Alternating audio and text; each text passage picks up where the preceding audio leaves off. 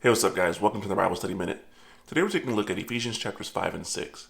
And chapter 5 begins with Paul telling believers to imitate God as dearly beloved children. And, that really sums it up. That sums up the life of what we're supposed to do as Christians. We're supposed to walk in love and walk in purity.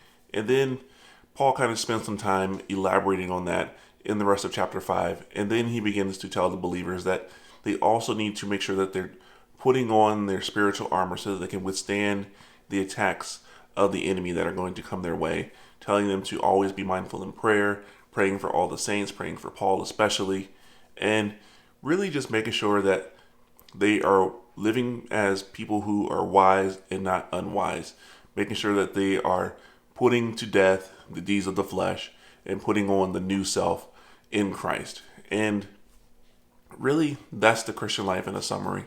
And that's what Paul is talking about here. And the takeaway for us is really what we see in Ephesians chapter 5, verse 15, where he tells us to make sure that we're walking as someone who is wise and not unwise. And if we go to the book of Proverbs, we see that really showing us the folly of the foolish person and the blessings that come to the wise person who walks the upright path. And if we want to be that person who walks the upright path and has those blessings, then we need to be constantly mindful of how we are living our day. We need to make sure that daily we're walking in love, we're walking in holiness, we're walking in purity, that our speech is pleasing unto the Lord, that our actions are pleasing to Him, and that we're not giving in to our sinful desires.